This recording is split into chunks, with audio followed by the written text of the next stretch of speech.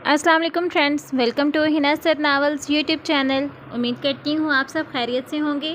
Friends, जिसने मेरे channel को अभी तक सब्सक्राइब नहीं किया तो प्लीज़ इसे जल्दी से सब्सक्राइब कर लीजिए और बेल आइकन को क्लिक करना बिल्कुल भी मत भूलिएगा ताकि आपको आने वाली हर नई किस्त की नोटिफिकेशन मौसूल हो सके। तो आइए फ्रेंड्स, बिना वक्त ज़ाया किए चलते हैं आज की किस्त की जानिब। नावल जो हुक्म सरकार, किस्त नंबर 9। मलिक मुख्तार मौजूद थे। यासिर को उन्होंने इशारे से अपने पास बुलाया तो यासिर उनकी जानिब बढ़ने लगा। गाड़ी का पिछला दरवाज़ा खोलकर वो उनके साथ पिछली नशिस्त पर उनके कहने पे बैठ गया। गाड़ी नामालूम मुकाम की जानिब चलने लगी, लेकिन जिस जगह गाड़ी जाकर रुकी थी वह एक बेआबाद और बंजर सी ज़मीन थी। यासिर ने हैरानगी से इस जगह को देखा। कोई भी गाड़ी से बाहर नहीं निकला। इस बंजर ज़मीन को कहाँ तक देख सकते हो यासिर? मलिक मुख्तार की आवाज़ ने उसकी हैरानगी को तोड़ा। मैं आपकी बात को समझा नहीं जनाब, उसने लिजाजत से कहा। यहाँ से दूर वहाँ तक, वो उंगली का इशारा दूर तक ले गए, बल्कि उससे भी आगे। जहाँ तक नज़र नहीं जाती वहाँ तक हमारी ज़मीनें हैं। इतने पैसे और वसाइल होने के बावजूद भी हम इस बंजर ज़मीन को काबिल काश्त नहीं बना सके। समझ रहे हो ना मेरी बात? जैसे इतना सारा रुपया पैसा लगा के भी हम इस बंजर ज़मीन को काबिल काश्त नहीं बना सके, इसी तरह हमारे बड़े भाई ज़ियाउर रहमान का दिल भी बंजर है। हम जितनी मर्ज़ी खलूस और मोहब्बत डाल लें, लेकिन इसके दिल में कभी मोहब्बत पैदा नहीं कर सकेंगे। वो मेरा भाई है, मैं जानता हूँ उसे। इन बातों से मेरा तो कोई ताल्लुक़ नहीं, वो रसान से बोला। ताल्लुक़ है, बहुत गहरा ताल्लुक़ है, वो अपनी बात पर ज़ोर देते हुए बोले। तो यासिर उनकी तरफ मतवज्जा हो गया। जिस तरह इस ज़मीन से हमारा ताल्लुक़ है, इसी तरह हमारी बहन से भी हमारा ताल्लुक़ है। हमें ज़मीन पर अपना रुपया पैसा लुटा सकते हैं, लेकिन अपनी बहन पर अपनी जान भी कुर्बान कर सकते हैं। वह आप दीदा हो गए थे, लेकिन बदकिस्मती से हमारे हाथ में हमारी बहन की खुशियाँ नहीं हैं। देखो, मैं उसे कुछ भी नहीं दे सकता, मेरे दोनों हाथ खाली हैं। उनकी आंखों से आंसू निकलकर उनकी शर्ट में जज्ब होने लगे थे। मैं जानता हूँ कि महानूर तुमसे मोहब्बत करती है और तुम भी उस पर जानिसार करते हो, लेकिन जैसा वो चाहती है वैसा तुम नहीं करना चाहते, और जैसे तुम चाहते हो वैसे वो नहीं चाहती। यासिर, मैंने तुम्हारी ज़मानत करवा दी है, तुम ये जगह छोड़कर चले जाओ, वरना मेरे बड़े भाई मलिक ज़ियाउर रहमान तुम्हारा कत्ल करवा देंगे। ये मानो कि तुमसे दरख्वास्त है। ये कहकर उन्होंने गाड़ी आगे बढ़ा दी। अगर तुम्हें कुछ हो गया तो हमारी मानो भी ज़िंदा नहीं रहेगी, और अगर मानो को कुछ हो गया तो कुछ भी बाकी नहीं बचेगा। जो करना है जल्दी कर लो, क्योंकि अगले माह मानो की शादी हो जाएगी। ये कहते हुए उन्होंने यासिर को रोड की एक तरफ उतार दिया और गाड़ी आगे बढ़ा दी, लेकिन यासिर की समातों में इनके आखिरी लफ्ज़ गूंज रहे थे, अगले माह मानो की शादी। उसकी जेब खाली थी। वह फराज के घर की जानिब चल दिया। घर में दाखिल हुआ तो घर का दरवाज़ा खुला हुआ था, लेकिन शहीद का कोई अता पता नहीं था। घर में खामोशी थी। अगर कोई इस तरह से खुला छोड़कर तो नहीं जा सकता। वो भी खदशों में घिरा हुआ था कि इसे ऊपर वाले पोर्शन से आवाज़ आई, चचा ऊपर ही आ जाओ। वो ऊपर आया तो गर्मा गर्म नाश्ता देखकर उसकी भूख चमक उठी। वो फराज की मौत के बाद आज घर वापस आया था। इन दोनों ने मिलकर एक साथ नाश्ता किया। गर्म चाय ने इसके जिस्म में नई हरारत भर दी। उसका जिस्म थकावट से चूर था। उसके अंग अंग में दर्द उठ रहा था। उसकी कराहें निकली तो शहीद चौंक गया। क्या बात है चचा जान, तबीयत तो ठीक है? यासिर उसे अपनी कहानी बयान करने लगा तो वो होनहार बच्चा पूरे इन्हमाक से उसकी कहानी सुनने लगा। यासिर ने अपनी शर्ट उठाकर इसे पुलिस के किए गए तशद्दुद के निशानात दिखाए तो वो देखकर तरप उठा। आओ नीचे चलते हैं, मैं आपके ज़ख्मों पर दवाई लगाता हूँ, फिर मिलकर इस मलिक के बच्चे से भी निपट लेंगे। इसके बाद से उनका ये ऐसे उसकी बात सुनकर वो ऐसे मुस्कुराने लगा। तुम क्या करोगे? वो सीढ़ियाँ उतरकर कमरे में दाखिल हो गए। डंगर ही हो, मैं क्या करूँगा? वो इसके अंदाज में उससे मुखातिब हुआ। अब देखना आपका ये यार क्या करता है। बस एक बार मुझे चाची की फ़ोटो दिखा दो, फिर देखो मेरा कमाल। तस्वीर तो मेरे पास नहीं है, और मेरा बाकी का सामान भी उनके महल में पड़ा हुआ है। मेरी महानूर की निशानियाँ, उसके दिए हुए स्वेटर भी वहीं पर पड़े हुए हैं। वो दुखी अंदाज में बोला तो शीर हल्का सा मुस्कुराया। تحفے اور نشانیاں تو بے جان ہوتی ہیں، محبت تو جانداروں سے کرنی چاہیے جو آپ کو محبت اور محبت بھری نشانیاں دیتے ہیں۔ وہ کوئی بام اٹھا لایا اور یاسر کو الٹا کیے اس کی کمر پر لگانے لگا۔ وہ درد سے کراہنے لگا، لیکن بام نے اسے کافی سکون پہنچایا تھا۔ اس کی آنکھیں نیند سے بوجھل ہو رہی تھیں۔ وہ سونا چاہتا تھا، لیکن ماہنور اس کے سامنے آ کر کھڑی ہو گئی تھی۔ دھیرے دھیرے اس کی آنکھیں بند ہونے لگی تو شہید دروازہ بند کر کے کمرے سے باہر نکل گیا۔ اگلی صبح معمول کے مطابق طلوع ہوئی، لیکن یاسر کے لیے یہ صبح دکھ اور صدموں سے بھری تھی۔ وہ صدموں سے دوچار چارپائی پر لیٹا ہوا تھا۔ شہید نے اسکول جانا چھوڑ دیا تھا۔ گھر کی دیکھ بھال اور اس کے اخراجات کا مسئلہ تھا۔ اب وہ اپنے چچا کا اور چچا اس کا دونوں ایک دوسرے کا آسرا تھے۔ یہ ایسے نہیں چھپ کر یاسر نے چھپ کر آج رات نور محل جانے کا پروگرام بنا لیا تھا۔ اپنے ارادے سے اس نے شہیر کو بے خبر رکھا۔ جیسے تیسے دوپہر کٹ گئی، پھر شام بھی گہری ہوتی گئی۔ رات کی بڑھتی ہوئی سردی نے یاسر کا ساتھ دیا تھا۔ اس نے شہید پر کمبل اچھی طرح اڑا دیا تھا اور دروازہ بند کر کے باہر نکلا۔ دروازے کو باہر سے بھی لاک لگا دیا تھا۔ یاسر بس کے ذریعے نور محل پہنچ گیا۔ وہ اس بات سے باخبر تھا کہ اگر فیروز نے اس سے کوئی انتقام لیا تھا تو ماہنور نے اسے بھی وہاں سے نکلوا دیا ہوگا۔ وہ گیٹ کی بجائے پچھلی دیوار پھیلانگ کر جائے گا تو زیادہ بہتر ہوگا، کیونکہ سرونٹ کوارٹر کی جانب بنی ہوئی دیوار زیادہ اونچی نہ تھی۔ وہ اسے آسانی سے پھیلانگ سکتا تھا اور ماہنور کے کمرے کی کھڑکی بھی اسی جانب کھلتی تھی۔ سرد رات کی تاریکی بھی یاسر کا ساتھ دے رہی تھی۔ یاسر کے دیکھے جانے کا کوئی خطرہ نہ تھا۔ اس نے نور محل کے قریب جا کر اپنے جوتے اتارے تو سردی کی تیز لہر نے اس کے وجود کو جھنجھوڑ کر رکھ دیا۔ اس پر موسم کی زیادتی کا بھی کوئی اثر نہیں ہو رہا تھا، بس دیدار کی بھوک تڑپا رہی تھی۔ اس نے اچھل کر اپنے دونوں ہاتھ دیوار پر جما دیے اور جسم کو اوپر اٹھاتا ہوا دیوار پھیلانگ گیا۔ وہ اندر کی جانب چھلانگ لگا کر کچھ دیر وہیں گھاس پر بیٹھا رہا۔ وہ اپنی چھلانگ کا رد عمل دیکھنا چاہتا تھا، لیکن محل میں رہنے والے سبھی لوگ گہری نیند سوئے ہوئے تھے۔ وہ آہستہ آہستہ چلتا ہوا اپنے کوارٹر کے پاس پہنچ گیا۔ اس نے دیکھا اس کے کوارٹر کا دروازہ کھلا ہوا تھا، لیکن اندھیرا ہونے کی وجہ سے اندر کچھ بھی نظر نہیں آ رہا تھا۔ اس نے اندر جھانک کر دیکھنے کی کوشش کی تو اسے اندازہ ہو گیا کہ اندر کا ماحول جوں کا توں ہے، جیسے وہ چھوڑ کر گیا تھا۔ اس نے اندر داخل ہو کر 0 واٹ کا بلب روشن کیا۔ اسے ڈر بھی لگ رہا تھا کہ اگر لائٹ جلتی ہوئی دیکھ کر کوئی ادھر آ گیا تو کیا ہوگا۔ اس نے جلدی جلدی اپنا سامان سمیٹا اور گٹھری میں باندھا، پھر گٹھری اٹھا کر باہر آ گیا۔ اس نے اتنی دیر میں دیکھ اور سمجھ لیا تھا کہ گیٹ پر ابھی تک کوئی بھی نیا گارڈ نہیں رکھا گیا تھا۔ واپسی کے لیے راستہ بھی محفوظ تھا، لیکن فی الحال معاملہ تو ماہنور کے کمرے میں جانے کا تھا۔ اس نے ماہنور کے کمرے کی جانب دیکھا، جس کی دبیز پردوں میں سے لائٹ جلتی ہوئی دکھائی دے رہی تھی۔ وہ سمجھ گیا کہ ماہنور جاگ رہی ہے، بھلا کیسے وہ سو سکتی تھی۔ اس نے ماہنور کے لیے رسک لینے کا فیصلہ کر لیا۔ اس نے عمارت کے اندرونی دروازے سے اندر جانے کا فیصلہ لیا، لیکن وہ تو بند تھا۔ اس کے ارمانوں پر اوس پڑ گئی۔ بڑھتی ہوئی سردی نے اس کے جسم میں کپکپاہٹ بڑھا دی تھی، لیکن وہ کسی بھی طور پر آج خالی ہاتھ واپس نہیں جانا چاہتا تھا۔ ملک ضیاء الرحمن نے 1 لاکھ روپیہ کا الزام لگا کر اسے پولیس کے حوالے کیے بہت بڑا جرم کیا تھا، اور وہ اس جرم کی ملک ضیاء الرحمن کو سزا دینا چاہتا تھا۔ پہلے تو وہ اپنی محبت کے بلبوتے پر مانو کو پانے کا ارادہ رکھتا تھا، مگر اب اس نے دوسرا طریقہ اختیار کرنے کا فیصلہ کر لیا تھا۔ وہ مانو کو بھگا کر لے جائے گا اور اسے نکاح کر کے واپس یہیں چھوڑ جائے گا۔ پھر ملک ضیاء الرحمن کچھ بھی نہیں کر سکے گا۔ وہ چلتا ہوا یہاں تک پہنچ گیا۔ اس کی بانچھیں کھل اٹھی۔ وہاں پر ایک سیڑھی پڑی ہوئی تھی جو اسے بآسانی مانو کے کمرے تک پہنچا سکتی تھی۔ وہ دبے پاؤں چلتا ہوا گیا اور سیڑھی اٹھا کر واپس آیا۔ اپنے کمرے کی دیوار کے ساتھ سیڑھی لگائی اور دوسری طرف سے مانو کی کھڑکی کے پاس لگائی۔ وہ آہستہ آہستہ چڑھنے لگا۔ اب وہ مانو کی بالکنی میں کھڑا تھا۔ وہ پہلی بار اس جگہ تک پہنچا تھا۔ اس بالکنی میں کم واٹ کے بلب روشن تھے۔ وہ اپنی جان ہتھیلی پر رکھ کر یہاں تک پہنچا تھا۔ جیسے ہی وہ مانو کے کمرے تک پہنچا، اس کی دھڑکنیں بے قابو ہونے لگی تھیں۔ اس نے دروازے پر ہلکا سا زور لگایا تو وہ اندر سے بند تھا۔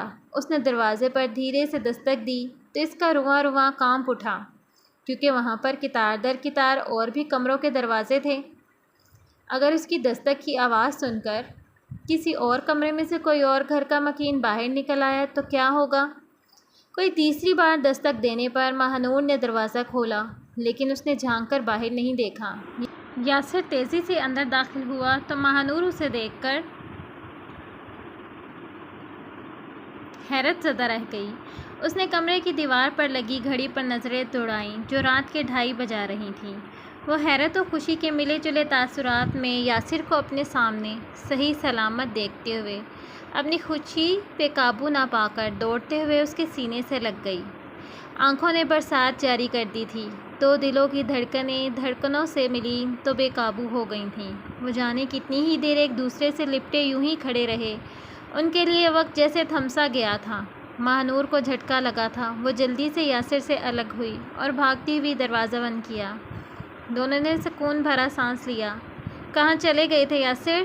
ماہنور نے اس کے دونوں ہاتھوں کو چوم رہی تھی اور آنکھیں برس رہی تھیں۔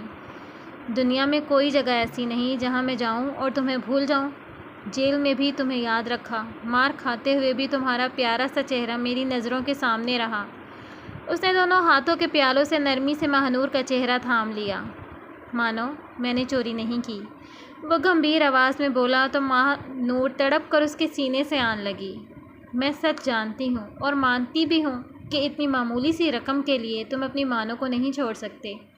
وہ مدھم سرگوشی نما آواز میں باتیں کر رہے تھے۔ مجھے یہاں سے لے چلو یاسر، میں تمہارے بغیر مر جاؤں گی۔ میں اس کھڑکی سے کود کر اپنی جان دے دوں گی۔ وہ سسکتے ہوئے بولی، اب یہ جان میری ہے، تم اس کی حفاظت کی ذمہ دار ہو۔ میں تمہیں لینے ہی تو آیا ہوں، مگر ابھی نہیں، تھوڑا سا اور انتظار کرو مانو۔ وہ اپنے تئیں اسے رسان سے سمجھانا چاہ رہا تھا۔ اب میں اور انتظار نہیں کر سکتی، تمہیں دیکھے بنا مجھے چین نہیں آتا۔ وہ ضدی بچے کی طرح اسے ضد کر رہی تھی۔ اچھا سوچ کے بتاؤ کون اس گھر میں تمہارا ساتھ دے سکتا ہے؟ یاسر کے سوال پر مانو سوچ میں پڑ گئی۔ ماں جی؟ یاسر کے پوچھنے پر اس نے نفی میں سر ہلایا۔ بھابیاں؟ اس نے مزید پوچھا۔ نہیں، مانو نے نفی میں سر ہلایا۔ مختار بھائی؟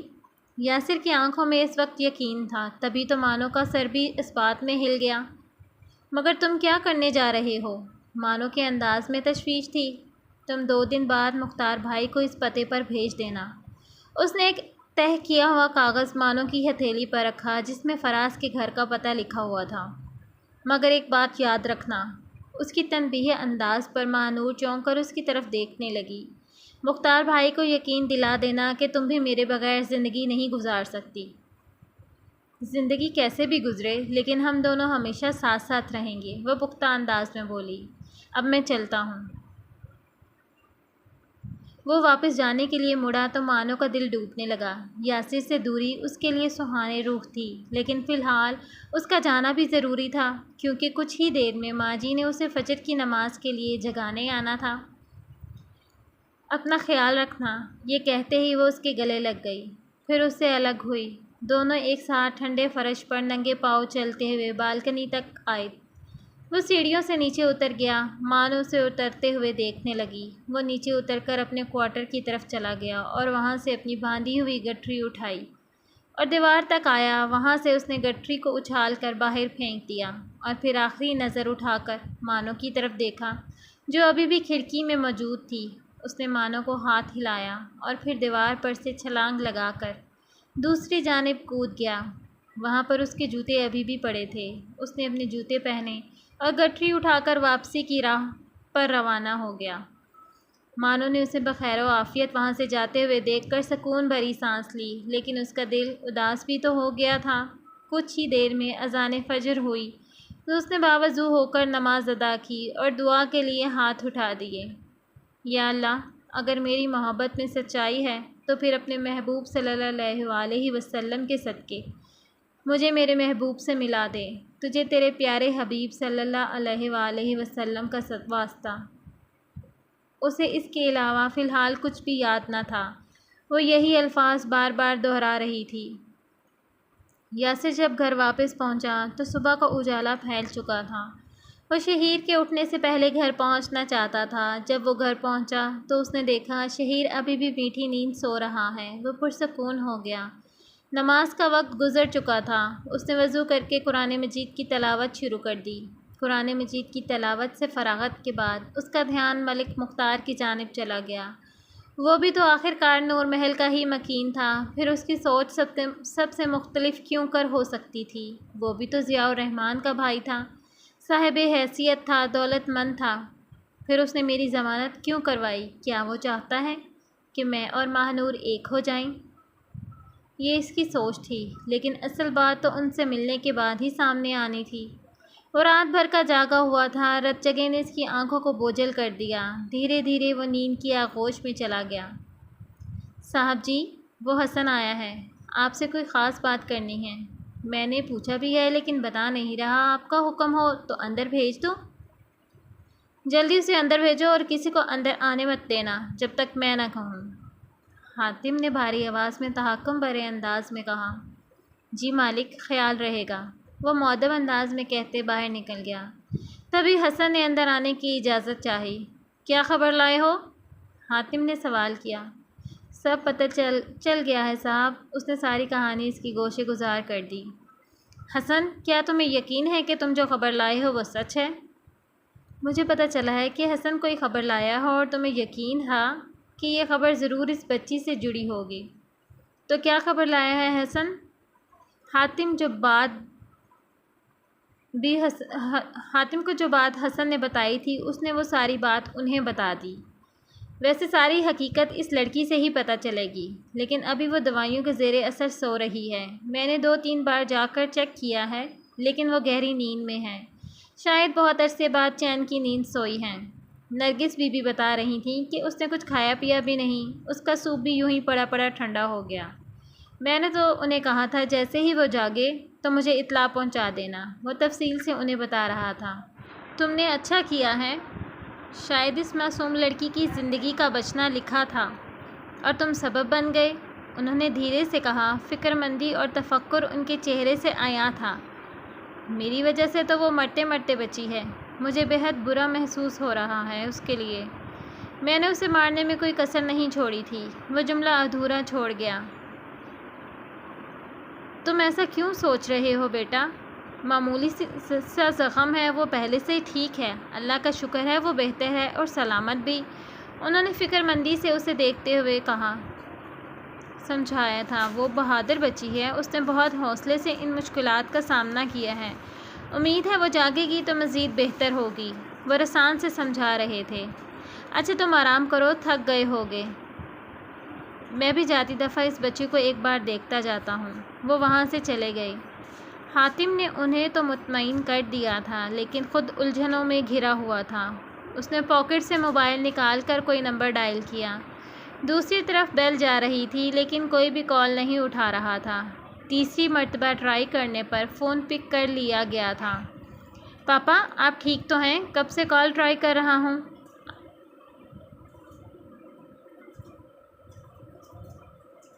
آپ پک کیوں نہیں کر رہے؟ میں تو پریشان ہو گیا تھا، اس نے فکر مندی سے کہا۔ تمہیں کوئی کام ہے؟ کیوں بار بار فون کر کے ڈسٹرب کر رہے ہو؟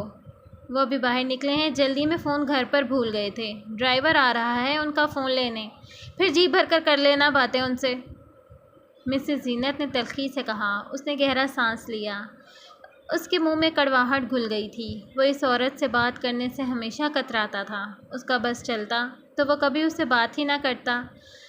اگر وہ کبھی اچانک آمنے سامنے آ بھی جائیں تو وہ کترا کر گزر جانا چاہتا تھا، لیکن اپنے بابا کی وجہ سے اسے اس عورت کو عزت دینا پڑتی اور وہ مخاطب کرنا پڑتا، مگر ان کا لہجہ ہمیشہ ہی سخت ہوتا تھا۔ وہ فون کب کا رکھ چکی تھیں، وہ نہیں جانتا تھا کہ ان کو کس رشتے سے مخاطب کیا جائے۔ وہ اس کے بابا کی بیوی تو تھیں لیکن اس کی ماں نہ بن سکیں، انہوں نے اپنے تلخ برتاؤ سے اس کے اندر بھی کڑواہٹ بھر دی تھی۔ ایک بار اس نے انہیں ماما کہنے کی کوشش کی تھی لیکن انہوں نے فوراً سختی سے منع کر دیا تھا۔ انہوں نے کہا تھا کہ وہ اس کی ماں نہیں ہے، وہ اسے آنٹی کہہ سکتا ہے، مگر اس دن کے بعد اس نے انہیں مخاطب کرنا ہی چھوڑ دیا تھا۔ اس کے پاپا نے حیرت سے وجہ دریافت کرنے کی کوشش کی تھی، تب مسز زینت نے کہا تھا کہ اسے کوئی اعتراض نہیں، وہ شاید انہیں اپنی ماں سمجھتا ہی نہیں، اس لیے ایسے پکارتا ہے۔ مسز زینت کی دوہری پالیسی دیکھ کر حاتم شاک رہ گیا، پھر اسے آہستہ آہستہ سب سمجھ آنے لگا۔ وہ سب سمجھ گیا تھا جب وہ اپنے بابا کا بزنس سنبھالنے لگا تھا، تب بھی ان کو اعتراض ہوا تھا، مگر اس کے بابا کے سامنے ان کی ایک نہ چلی۔ ان کے اندر یہ احساس پل رہا تھا کہ کہیں حاتم سارے بزنس پہ قابض نہ ہو جائے۔ اگر ایسا ہوا تو ان کے بچوں کا مستقبل غیر محفوظ ہو جائے گا۔ جانے کتنے اندیشے پل رہے تھے ان کے اندر، مگر ان دونوں کا آپسی رشتہ مضبوط نہ تھا۔ بظاہر سب ٹھیک تھا، انہیں ذاتی طور پر کوئی شکوہ نہیں تھا۔ اس نے اپنی سوچوں کو جھٹکا اور باہر کی جانب قدم بڑھا دیے۔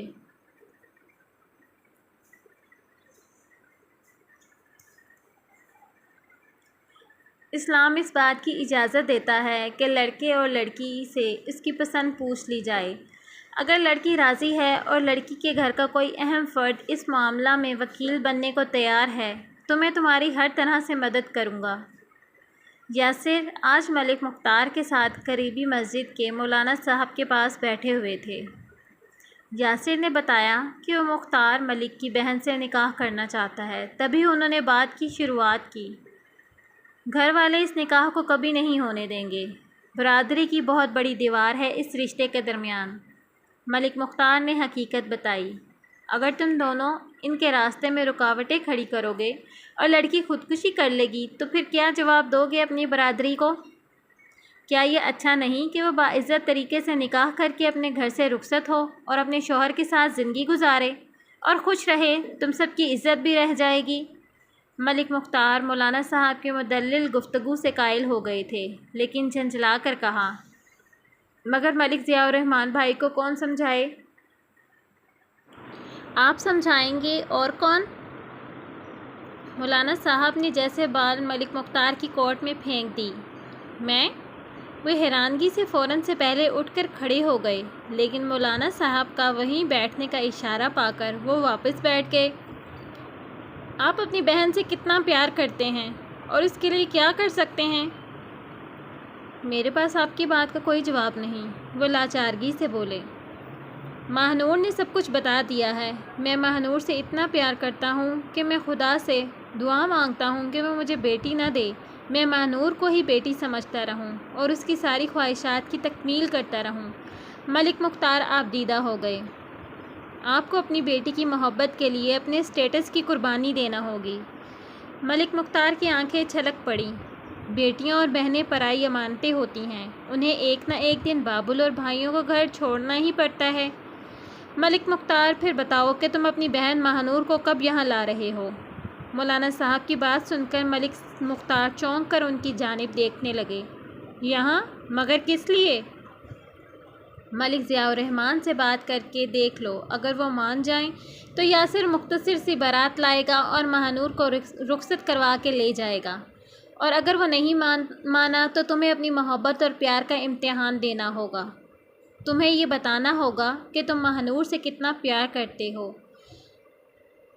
تم ہمیں مناسب دن بتا دینا اور ماہنور کو یہاں لے کر آ جانا۔ ہم یہاں تمہاری موجودگی میں مسجد میں یاسر اور ماہنور کا نکاح کر دیں گے، باقی اللہ پر چھوڑ دو۔ نہ جانے مولانا صاحب کا لہجہ کیسا تھا، ان کی ہر بات ملک مختار کے دل میں گھر کر گئی۔ وہ کوئی بھی بات مزید کیے بنا بوجھل قدموں سے چلتے ہوئے وہاں سے نکل کر باہر آ گئے۔ آج ناشتے کی میز پر نور محل کے تمام افراد جمع تھے۔ پرسکون ماحول میں ناشتہ ہو رہا تھا۔ راجو اور رانی باادب ہو کر ایک سائڈ پر کھڑے تھے۔ ماہنور اپنی پلیٹ میں رکھے ایک سلائس لیے کانٹے سے کھیل رہی تھی۔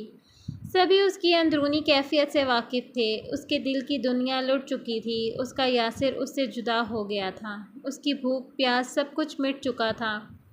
ملک ضیاء الرحمن کا حکم تھا کہ ناشتے کی میز پہ گھر کے سبھی افراد جمع ہوں گے، اور اس کے حکم کی عدولی کرنا کبھی کسی نے نہیں سیکھا تھا، اس لیے نہ چاہتے ہوئے بھی سبھی وہاں جمع تھے۔ ملک مختار نے وہاں کھڑے راجو اور رانی کی طرف دیکھا اور آنکھوں کے اشارے سے انہیں وہاں سے جانے کا کہا تو وہ دونوں حیرانگی سے ایک دوسرے کی طرف دیکھتے ہوئے وہاں سے چلے گئے۔ ملک مختار نے کبھی اپنے بڑے بھائی کے سامنے آنکھ اٹھانے کی جرات تک نہیں کی تھی۔ اب ان کا حوصلہ نہیں ہو رہا تھا کہ وہ ملک ضیاء الرحمن سے ماہ نور کے بارے میں بات کریں، لیکن جب ان کی نظر ماہ نور کے اداس اور غمگین چہرے کی طرف جاتی تو وہ تڑپ اٹھتے۔ انہیں مولانا صاحب کے الفاظ یاد آ رہے تھے، اگر اس نے خودکشی کر لی تو کیا کرو گے؟ تمہارے اسٹیٹس، تمہاری حیثیت تمہارے کام نہیں آئے گا۔ وہ لرز کر رہ گئے تھے۔ انہوں نے اپنے اندر ہمت و حوصلہ مجتمع کیا اور انہیں اپنی جانب متوجہ کیا۔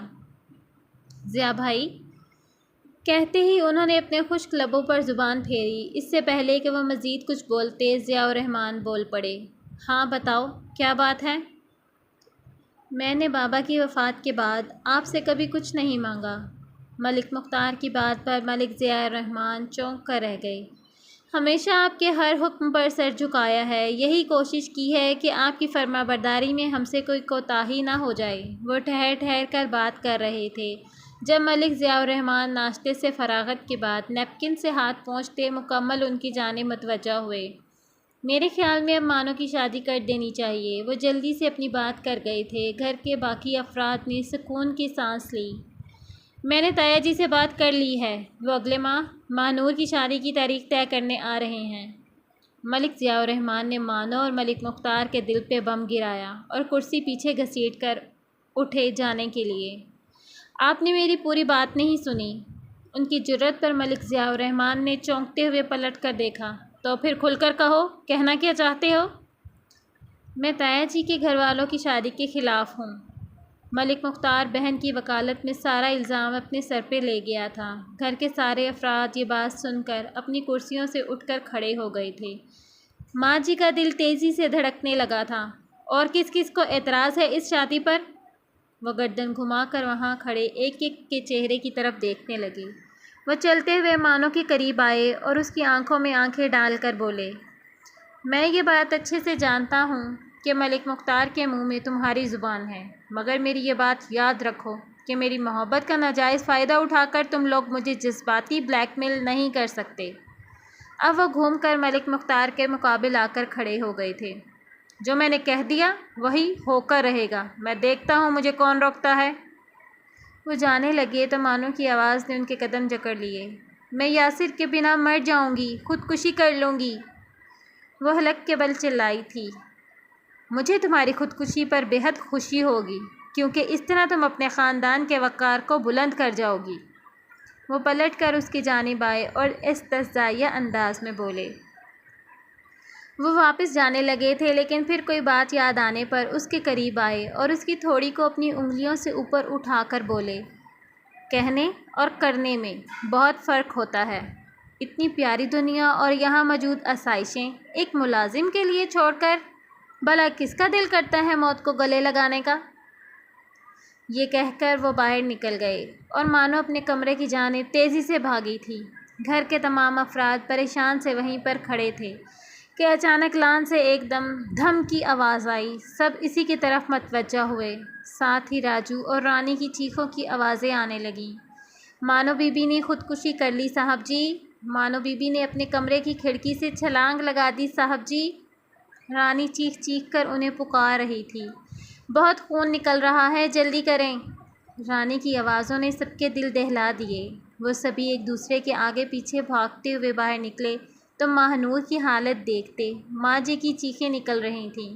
ماہ نور خون میں لت پت گھاس پہ بے سدھ پڑی تھی۔ وہ چھلانگ لگاتے ہوئے سیدھی لان میں نہ گری تھی، بلکہ راستے میں بالکنی کی دیوار سے ٹکرائی تھی، جس کی وجہ سے اس کے سر پہ خون فوارے کی طرح نکل رہا تھا۔ تو ڈیئر ریڈرز، کیسی لگی آپ کو آج کی کیس؟ کمنٹ سیکشن میں اپنی رائے سے ضرور نوازیے گا۔